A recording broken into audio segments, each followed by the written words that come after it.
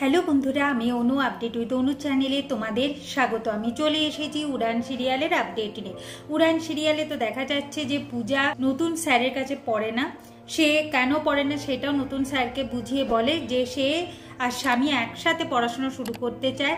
তার স্বামী ইঞ্জিনিয়ারিং কলেজে খুব ভালো রেজাল্ট করেছিল, খুব ভালো পড়াশোনা করতো, কেন পড়াশোনাটা কন্টিনিউ করেনি সেই সব কিছু সে জানতে চায়। তারপর যাতে তার স্বামী জীবনের মূল স্রোতে ফিরে আসে, ভালোভাবে মাথা উঁচু করে যাতে বাঁচতে পারে, সেই জন্যই সে এখন পড়াশোনা শুরু করবে না। সে তার স্বামীর কাছেই পড়াশোনা করবে আর একসাথে তারা পড়াশোনা শুরু করবে।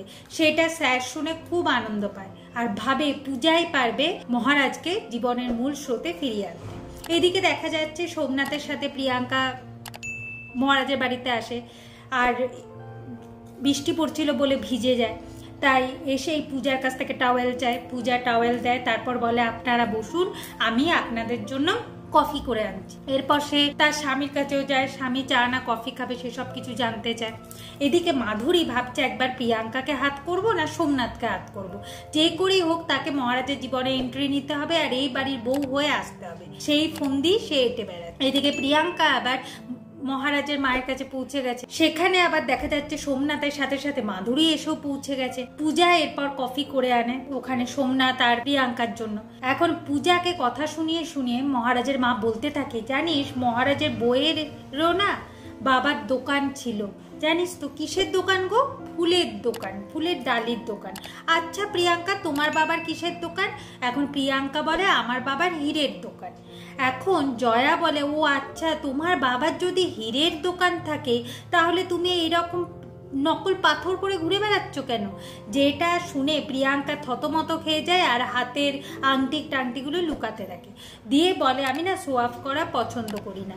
আর এটাও প্রিয়াঙ্কা বলে দেয় যে বিয়েতে সে কোনো খরচা করতে পারবে না, কারণ কিনা ক্লাউড সেলনের যারা কাজ করে তাদের পেছনে অনেক খরচা আছে, অত টাকা নেই। এখন মহারাজের মা তাই মেনে নিচ্ছে। এখন সোমনাথ মনে মনে ভাবছে ঠিক আছে, এখন বিয়েতে খরচা করতে হবে না, বিয়ের সবকিছু আমারই হবে, এখন না হয় নাই খরচা করলো। এইদিকে প্রিয়াঙ্কা মনে মনে ভাবছে যে তার তো বাবা নেই, সে তো বড় লোক নয়, সে তো গরিব, তার আবার একটা মেয়ে আছে, যদি এরা সত্যিটা জানতে পারে আমাকে আবার তাড়িয়ে দেবে না তো? তবে এদের বাড়ির মেজ বউও তো গরিব বাড়িরই মেয়ে, সে যখন টিকে গেছে আমিও টিকে যেতে পারবো।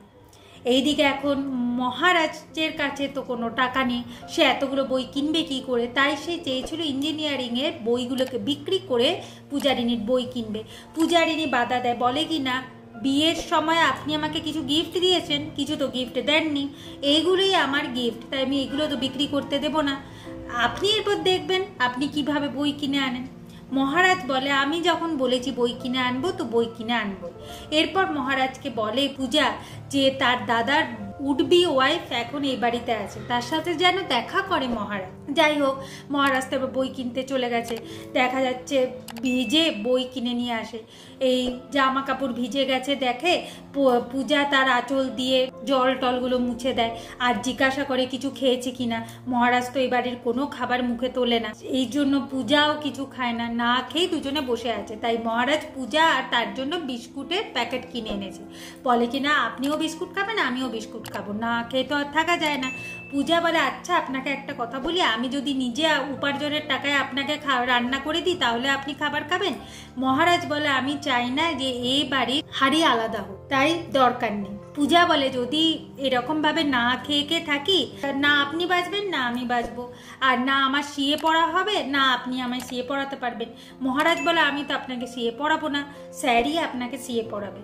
তো এইসব বলে যখন মহারাজ উপরে উঠে যাচ্ছিল, দেখে কিনা যে মাধুরী আড়াল থেকে তাদের গল্প শুনছে। সঙ্গে সঙ্গে মহারাজ পূজা এসে মাধুরীকে হাতে নাতে ধরে ফেলে। মাধুরী মহারাজকে দেখে অবাক হয়েছে। এভাবেই আজকের পর্বটা শেষ হয়ে যাচ্ছে। আশা করি আজকের পর্বটা তোমাদের ভালো লাগবে। ভিডিওটা দেখবার জন্য আর আপডেট উইথ অনু চ্যানেলের পাশে থাকবার জন্য অসংখ্য ধন্যবাদ।